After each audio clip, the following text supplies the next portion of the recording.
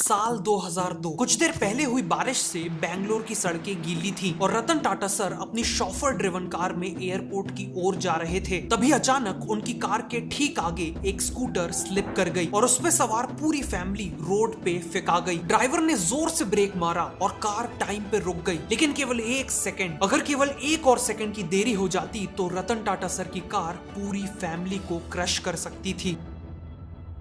उस दिन उन्हें रियलाइज हुआ कि इंडियन रोड्स पे हर दिन करोड़ों लोग इसी तरह से 2 व्हीलर्स में ट्रैवल करते हैं और इसी तरह अपनी जान को जोखिम में डालते हैं। इसीलिए उन्होंने ठान लिया कि वो इन फैमिलीज के लिए कुछ करेंगे। रतन टाटा सर क्वालिफिकेशन से एक आर्किटेक्ट थे, मतलब वो स्केचेस बनाने में माहिर थे। इसीलिए वो अपने आइडियाज को स्केच करने लगे। सबसे पहले उन्होंने बनाई एक स्कूटर जिसमें पीछे 2 पहिए लगे हुए थे, फिर एक स्कूटर जिसमें प्रोटेक्टिव केज लगा हुआ था और फिर बनाई बिना किसी डोर, बिना किसी विंडोज वाली एक 4 व्हीलर बगी। बट फाइनली उन्होंने डिसाइड किया कि वो एक प्रॉपर कार ही बनाएंगे, एक ऐसी स्मॉल साइज कार जो भारतीय आम आदमी को सेफ, अफोर्डेबल और ऑल वेदर ट्रांसपोर्टेशन प्रोवाइड कर सकेगी। हिस्टोरिकली भी ऐसी छोटी और अफोर्डेबल कार्स काफी सक्सेसफुल रही थी। जैसे जब वर्ल्ड वॉर 2 के बाद जर्मनी में गरीबी थी, तब वहां अफोर्डेबल फोक्सवैगन बीटल करोड़ों जर्मन्स की पहली कार बनी। यही काम 1950s में इटली में फिएट 500 ने किया और ब्रिटेन में ओरिजिनल मिनी ने। इसीलिए 2002 में टाटा मोटर्स ने पुणे में एक छोटी सी टीम असेंबल की और इस प्रोजेक्ट पे काम शुरू कर दिया। इसी दौरान रतन टाटा सर ने एक मीडिया इंटरैक्शन के दौरान बताया कि टाटा मोटर्स एक अफोर्डेबल कार बनाने पे काम कर रही है, जिसका प्राइस अराउंड 1 लाख रुपीस होगा। केवल 1 लाख रुपए में कार का मालिक बन जाना लोगों के लिए अनइमेजिनेबल था। इसीलिए इस खबर की चर्चा केवल इंडिया ही नहीं बल्कि पूरी दुनिया में होने लगी। रतन टाटा सर ने तो ये नंबर कैजुअली केवल एक एस्टिमेट के तौर पे कह दिया था। उन्होंने तो इवन इस खबर को करेक्ट करवाने का भी सोचा, लेकिन फिर उन्होंने इसी 1 लाख रुपए के प्राइस पॉइंट को अपना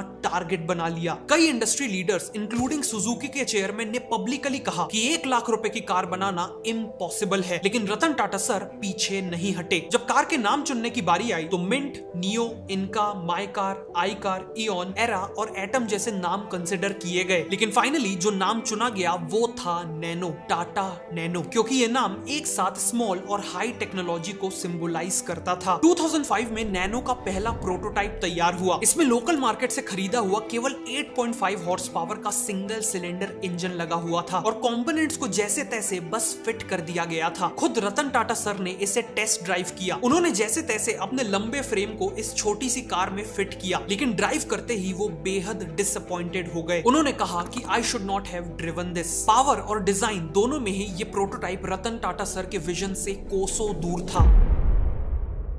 लेकिन टीम ने फीडबैक को पॉजिटिवली लिया और काम पे लग गए। इससे पहले सभी कार्स में 4 या 6 सिलेंडर्स वाला इंजन लगा होता था। 2 सिलेंडर इंजन जनरली केवल 2 व्हीलर्स या ऑटो रिक्शाज में होता था, लेकिन टाटा मोटर्स ऑटोमोबाइल हिस्ट्री की पहली कंपनी बन गई जिसने एक कार के लिए सक्सेसफुली 624 सीसी का 2 सिलेंडर इंजन बना डाला। केवल नैनो का ये इंजन और ट्रांसमिशन सिस्टम इतना इनोवेटिव था कि इसने 34 नए पेटेंट्स जनरेट किए। कई स्केचेस के बाद जब नैनो का एक डिजाइन फाइनल होने ही वाला था, तब रतन टाटा सर को कार का फेस काफी फ्लैट लगा, जैसे किसी ने सामने से उसे स्लाइस कर दिया हो। उन्होंने डायरेक्शन दिया फेस को केवल 50 मिलीमीटर से एक्सटेंड करने का और इसी एक्स्ट्रा 50 मिलीमीटर से नैनो को उसका यूनिक लुक मिला। ऑल्सो जनरली कार्स में इंजन आगे की ओर लगाया जाता है, जिस कारण पीछे के पहियों तक पावर पहुंचाने के लिए एक लंबे ड्राइव शाफ्ट की जरूरत पड़ती है, लेकिन टाटा मोटर्स ने नैनो में इंजन को पीछे लगा दिया, जिससे लंबे ड्राइव शाफ्ट की नीड खत्म हुई और काफी कॉस्टिंग बच गई। इंजन पीछे होने से कार की केबिन स्पेस भी बढ़ गई। इनफैक्ट नैनो की केबिन स्पेस मारुति 800 से 21% ज्यादा थी। फाइनली एक टिपिकल कार की बॉडी में 2 लेयर्स होती हैं। पहली शैशीज जो बिल्कुल ह्यूमन स्केलेटन की तरह कार को स्ट्रक्चर देती है और उसके ऊपर आउटर पैनल्स जो कार को अच्छा दिखाते हैं। लेकिन टाटा मोटर्स ने मोटरसाइकिल्स की बॉडी को स्टडी किया जिसमें एक ही लेयर शासीज और आउटर पैनल्स का काम करती है और फिर इन्होंने नैनो की बॉडी भी सिंगल लेयर से बना डाली। कॉस्ट कम करने के लिए तो इन्होंने ये तक सोचा था कि नैनो में केवल 2 डोर्स होंगे और बैक सीट में जाने के लिए आगे वाली सीट फोल्ड होगी, लेकिन फाइनली 4 डोर्स ही दिए गए। ऑटोमोबाइल इंडस्ट्री में जनरली कार्स को पहले डिजाइन किया जाता है और फिर उसका प्राइस डिसाइड किया जाता है, लेकिन नैनो के केस में टाटा मोटर्स ने design to cost methodology use की। बेसिकली 1 लाख रुपए का प्राइस सेट कर दिया और उसके बाद हर कंपोनेंट, मटेरियल और फीचर उसी हिसाब से चुना।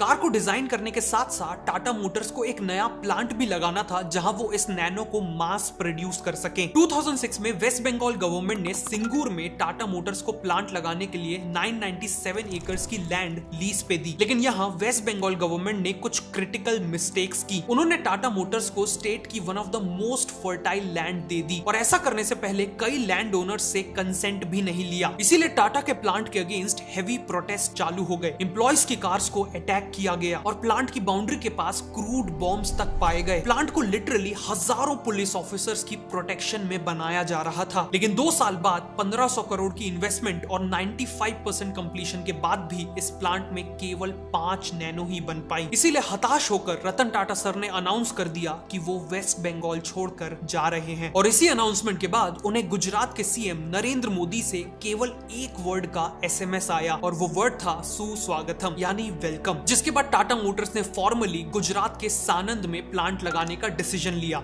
दूसरी ओर पुणे में 4 साल की कड़ी मेहनत के बाद टाटा नैनो पूरी दुनिया के सामने आने के लिए रेडी थी। जनवरी 2008 में दिल्ली में 9th ऑटो एक्सपो था, यानी इंडिया का लार्जेस्ट ऑटोमोबाइल एग्जीबिशन। नैनो को भी इसी इवेंट में अनवील किया जाने वाला था। इवेंट के लिए 7 शो कार्स को कंप्लीट सीक्रेसी में हैंड बिल्ट किया गया। इन्हें पुणे से 3 कवर्ड ट्रेलर्स में दिल्ली ट्रांसपोर्ट किया गया और हर ट्रेलर में शॉटगन के साथ गार्ड्स तैनात थे। उस दिन खुद रतन टाटा सर ने एक व्हाइट नैनो को ऑन स्टेज ड्राइव किया। उनका सर ऑलमोस्ट रूफ को छू रहा था। जिस नैनो कार को पूरी ऑटोमोबाइल इंडस्ट्री ने इम्पॉसिबल कहा था, आज वो दुनिया के सामने थी। नैनो को देखते ही पूरा क्राउड अपलॉड करने लगा, चीयर करने लगा। लेकिन सालों पहले जब 1 लाख रुपए का प्राइज अनाउंस किया गया था, तब से अब तक कार में लगने वाले कंपोनेंट्स जैसे रबर, स्टील और ग्लास के प्राइसेस बढ़ चुके थे। इसीलिए लोगों को लगा कि नैनो का प्राइस अब 1.2 या 1.5 लाख होगा। लेकिन फिर रतन टाटा सर ने माइक लिया और अनाउंस कर दिया कि नैनो का डीलर प्राइस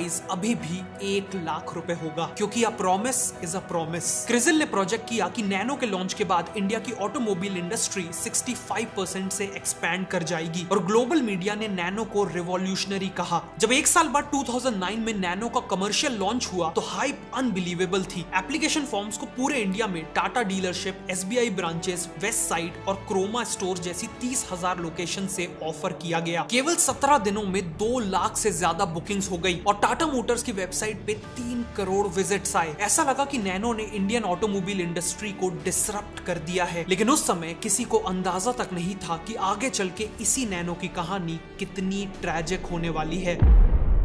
नैनो के टारगेट कस्टमर्स थे मिडिल क्लास लोग, यानी इंडियन मासेस। लेकिन शुरुआत में नैनो इन तक पहुंच ही नहीं पाई, क्योंकि टियर 2 और टियर 3 सिटीज जहां नैनो के रियल कस्टमर्स थे, वहां टाटा मोटर्स ने अपना डीलर नेटवर्क ही नहीं बनाया। उल्टा नैनो को भी बड़े शहरों के प्रीमियम शोरूम्स के थ्रू बेचा, ऐसे शोरूम्स जहां नैनो और टाटा सफारी एक साथ खड़ी थी। लेकिन शायद वो ये बात भूल गए कि जिस इंसान ने अभी तक अपनी पूरी लाइफ में केवल 2 व्हीलर्स चलाई हैं, वो कस्टमर इन पॉलिश्ड शोरूम्स में घुसने में भी इंटिमिडेटेड और अनकंफर्टेबल फील करता था। लेकिन डिस्ट्रीब्यूशन से भी बड़ी प्रॉब्लम फाइनेंसिंग की थी। कई कस्टमर्स ने सोचा कि वो बैंक से लोन लेके नैनो को फाइनेंस करवा लेंगे, लेकिन क्योंकि नैनो के कस्टमर्स की इनकम लो थी और यूजुअली इनकी कोई क्रेडिट हिस्ट्री भी नहीं थी, तो बैंक्स ने इन्हें लोन देने से ही मना कर दिया। मतलब जब नैनो की सेल स्टार्ट हुई तो टाटा मोटर्स ने कस्टमर्स से फुल एडवांस पेमेंट मांगी और कार मिलने वाली थी पूरे 1 साल बाद, क्योंकि सिंगूर क्राइसिस के बाद प्लांट शिफ्ट करने से प्रोडक्शन काफी लिमिटेड और डिलेड हो गया था। लेकिन प्रॉब्लम यह थी कि एक मिडिल क्लास कस्टमर के लिए बिना बैंक लोन के 1-1.5 लाख रुपए अपफ्रंट दे देना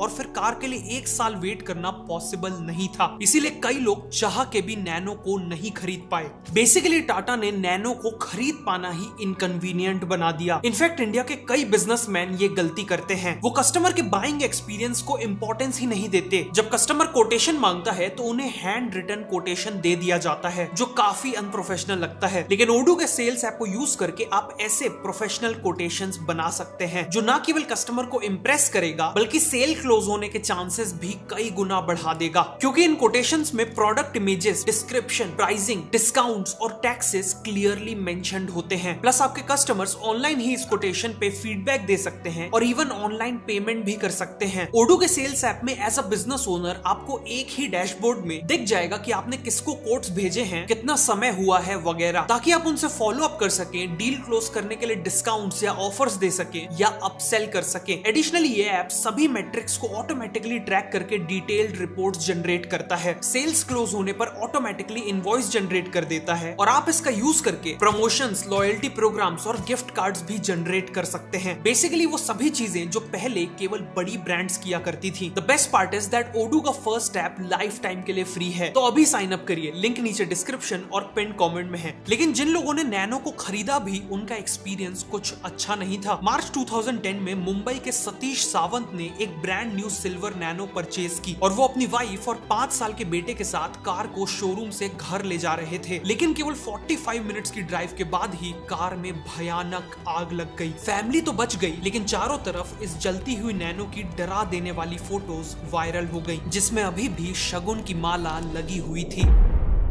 सावंत का 5 साल का बेटा तो इतना ट्रॉमेटाइज्ड था कि उसने इस इंसिडेंट के बाद किसी भी कार में बैठने से मना कर दिया। सिमिलरली एक सुप्रीम कोर्ट के एडवोकेट अपनी नैनो को पार्क करके उसमें बैठे हुए थे, तभी उन्होंने पीछे की ओर स्पार्क नोटिस किया। इससे पहले कि वो कुछ कर पाते, पूरी कार धुआं हो चुकी थी। मिड 2010 तक टाटा नैनो में फायर या डेंजरस स्मोक के करीब 6 इंसिडेंट्स रिपोर्ट हो चुके थे और हर एक इंसिडेंट की वजह अलग थी। किसी में फ्यूल लाइन का इशू था तो किसी यूनिट में एग्जॉस्ट से स्पार्किंग हो गई थी। लेकिन ऐसा नहीं था कि सभी नैनोज में कोई कॉमन डिफेक्ट हो और हजारों नैनो यूनिट्स में 6 फायर इंसिडेंट्स कोई बड़ी बात नहीं है। इंडिया में कार फायर्स एक्चुअली काफी कॉमन है, लेकिन क्योंकि नैनो की हाइप इतनी ज्यादा थी, इसीलिए इन नेगेटिव इंसिडेंट्स की खबर तेजी से वायरल हुई। फिर कुछ सालों बाद ग्लोबल एनकैप ने नैनो का क्रैश टेस्ट किया। कार को केवल 64 किलोमीटर की स्पीड पे वॉल पे क्रैश किया गया, जिसके बाद उसकी नोज एक कार्डबोर्ड की तरह फोल्ड हो गई। एज अ रिजल्ट चाइल्ड और एडल्ट सेफ्टी दोनों में ही नैनो को 0 स्टार्स दिए गए। इन सब से नैनो की इमेज एक बेहद अनसेफ कार की बन गई।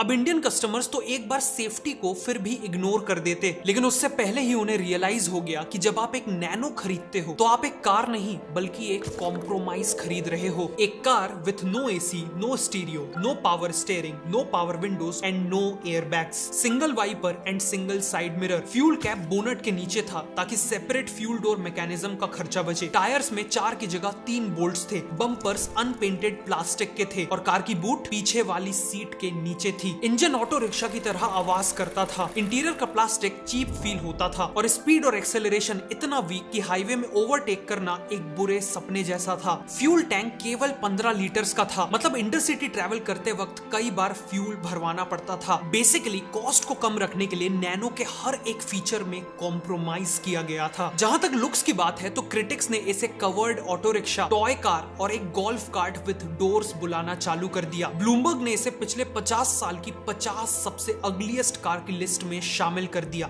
इसके अलावा नैनो ने एक ऐसा गिनेस वर्ल्ड रिकॉर्ड बनाया जिससे नैनो को फायदा नहीं बल्कि नुकसान हो गया। 1 लाख के प्राइस पे लॉन्च होते ही नैनो ने वर्ल्ड्स चीपेस्ट कार बनने का वर्ल्ड रिकॉर्ड कायम कर दिया, जिसके बाद मीडिया ने और खुद टाटा मोटर्स की टीम ने नैनो की पूरी आइडेंटिटी ही दुनिया की सबसे सस्ती कार के अराउंड बना दी। लेकिन टाटा मोटर्स ये बात भूल गए कि इंडियंस के लिए एक कार मींस ऑफ ट्रांसपोर्ट तो बाद में है, वो पहले एक स्टेटस सिंबल है। जब एक फैमिली अपनी पहली कार खरीदती है तो वो अपने नेबर्स, रिलेटिव्स और अपने पूरे सोशल सर्कल को इनडायरेक्टली ये कहती है कि अब हमारा वक्त आ चुका है, अब हम सोशल हायरार्की में एक लेवल ऊपर आ चुके हैं। लेकिन जब एक फैमिली अपनी पहली कार के तौर पे टाटा नैनो खरीदती थी तो पूरी दुनिया को सिग्नल जाता था कि हमने दुनिया की सबसे सस्ती गाड़ी खरीदी है, जिस कारण वो फैमिली सोशल हायरार्की में ऊपर नहीं बल्कि नीचे चली जाती थी। लोगों को समझ आ गया कि नैनो को ओन करने से ज्यादा प्रेस्टीज तो एक well maintained Bajaj Pulsar own करने में थी। बेसिकली नैनो की इमेज एक ऐसी कार की बन गई जिसे कोई भी खुशी खुशी नहीं बल्कि मजबूरी में खरीदता था। रतन टाटा सर का विजन था नैनो को पीपल्स कार बनाने का, लेकिन जाने अनजाने